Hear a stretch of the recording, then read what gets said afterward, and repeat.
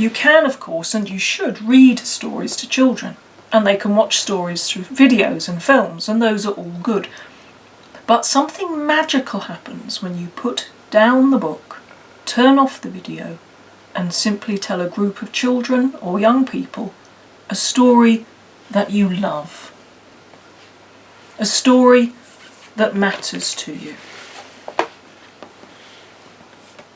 They will remember the story more than if you'd read it to them.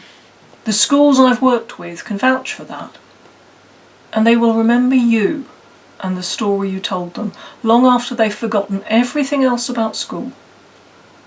Storytelling nurtures the listener. It builds relationships. And relationships are at the heart of well-being.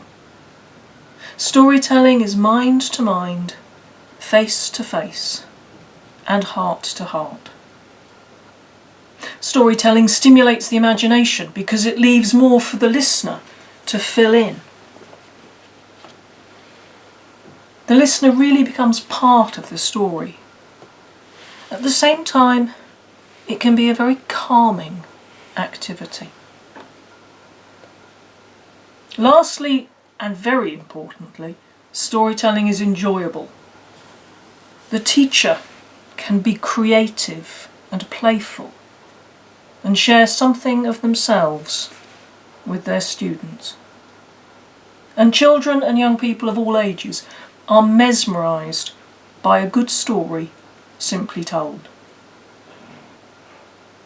So, how do you go about telling good stories? Firstly, tell stories that you love. It's your enthusiasm and your pleasure in the story that they will remember the most.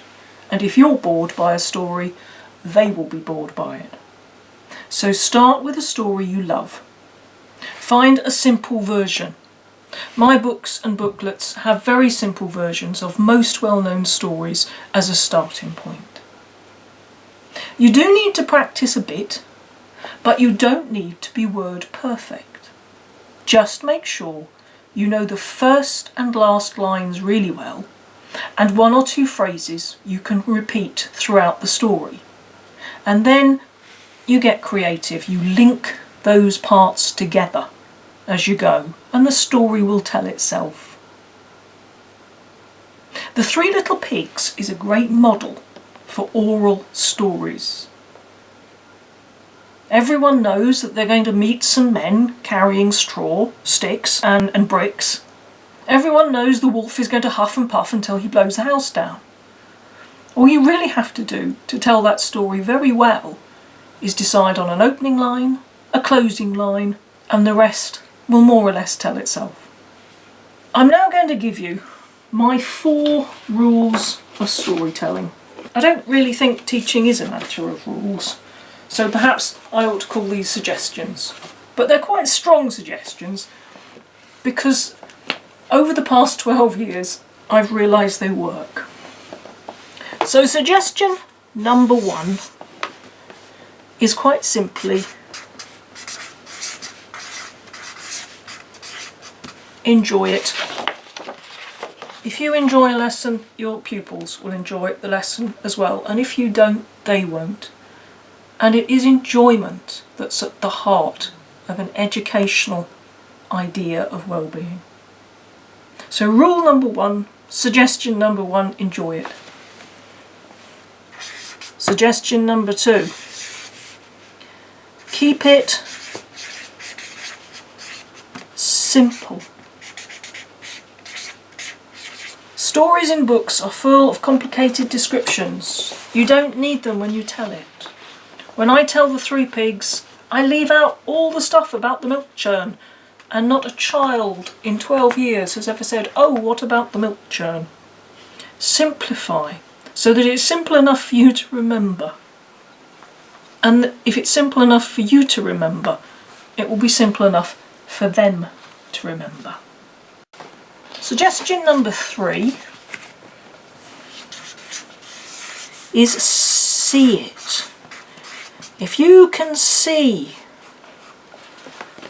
the story you're telling, whether it's the wooden house, the straw house, Henry VIII, any story at all, if you can see it in your mind's eye, you'll bring it to life and your listeners will be able to see it too. Rule or suggestion number 4 is repeat it.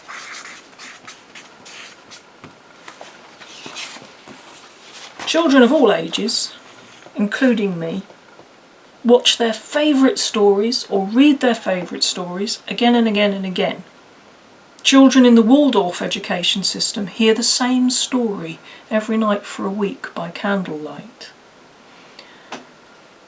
Repetition is very, very comforting, and it helps us to learn. And if you tell the same story as often as you can, it will become part of you, and children will enjoy it. So, 4 suggestions for good storytelling. Enjoy it, keep it simple, see it in your mind's eye, repeat it as often as possible. Storytelling is like teaching, it's a skill. The more you do it, the better you get at it. Stories and storytelling have an obvious place in English and literacy lessons, but you can tell stories across the curriculum. I knew a maths advisor once who used Coronation Street, Brookside and EastEnders to teach place value to high school students. It's important to remember that older students like stories too, and I will say more about that in the next video. Thank you for listening.